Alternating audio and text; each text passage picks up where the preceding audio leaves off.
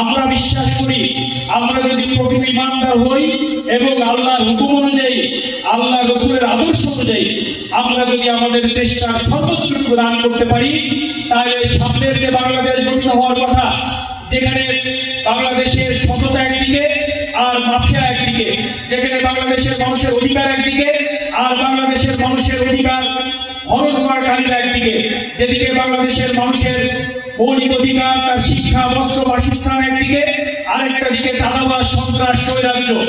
এই সন্ধিক্ষণের মধ্যে বাংলাদেশ কোন দিকে যাবে সেই রকমের একটি সিদ্ধান্ত নেওয়ার অবস্থানে যখন বাংলাদেশের মানুষ এসে দাঁড়িয়েছেন, আমাদেরকে সামনে রেখে দাঁড়িয়েছেন, আমাদের উপর আস্থা রেখে দাঁড়িয়েছেন, সেই আস্থার জায়গায় যদি আমরা সবল থাকতে পারি, সেই আস্থার জায়গায় যদি আমরা অটুট থাকতে পারি, তাহলে আমাদের বিশ্বাস যে মহান রব্বুল আলামিন এরকম পরাক্রমশালীদেরকে এই পৃথিবীর বুক থেকে নিশ্চিহ্ন করে দিয়ে এই পৃথিবীকে মানুষের জন্য সুন্দর আবাসস্থল তৈরি করে দিয়েছেন।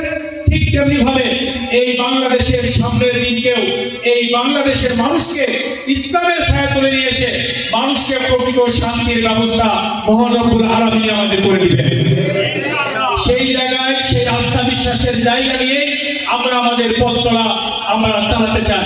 সেক্ষেত্রে প্রিয় ভাইরা, আপনারা যারা ওয়ার্ড দায়িত্বশীল আছেন, ওয়ার্ডের সভাপতি, সেক্রেটারি আছেন, তাদেরকে ভাবতে হবে, আপনার ওয়ার্ডকে নিয়ে আপনার চিন্তা করতে হবে। ওটাই আপনার বাংলাদেশ, ওটাই আপনার একটা আসন।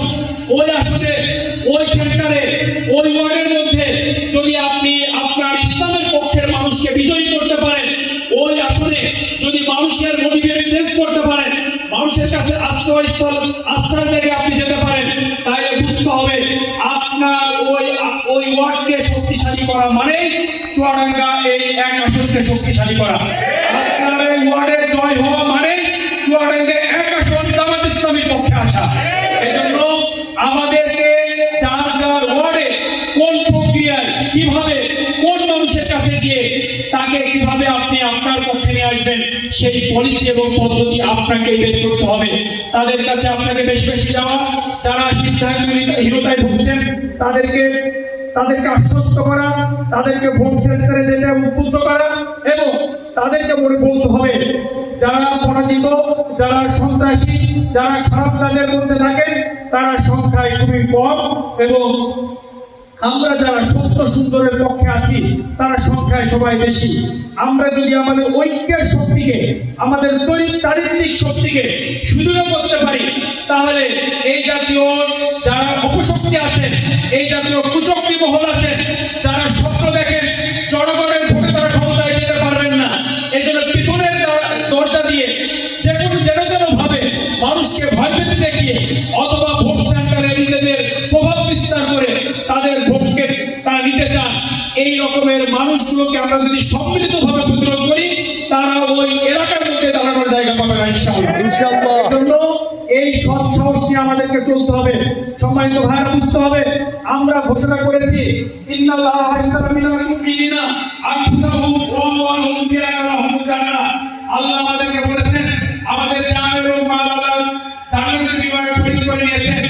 আমরা সেই জান্নাতের বিনিময়ে আমাদের জান্নাত বিক্রি করে দিয়ে আমরা জান্নাত প্রত্যাশী হয়ে আল্লাহর জমিনে আল্লাহর বিধান প্রতিষ্ঠার জন্য আমরা সর্বোচ্চ সাহসিকতা এবং হিম্মত সহকারে যদি আমরা তাদের প্রতিরোধ করতে পারি, এই সমস্ত মানুষগুলো নৈতিকভাবে দুর্বল হওয়ার কারণে তারা তাদের এই খারাপ উদ্দেশ্য আমাদের ভোট সেন্টারে বাস্তবায়ন করতে পারবে না ইনশাআল্লাহ। এই জন্য আমরা বলতে চাই, যারা আপনার সামনে আসে তারা কি 4,000 না 5,000 মানুষ? তারাও তো 2,000 মানুষ। তাদেরকে পা কি আরো আমাদের থেকে বেশি? তাদের কি মাথা আরো বেশি আমাদের থেকে মোটা? সুতরাং বুঝতে হবে সে যেমন একজন মানুষ, আমিও একজন মানুষ। কোন মানুষ এসে আমার কাছে চোখ রাঙিয়ে যাবে, আমরা এটাকে বরদাস্ত করবো না।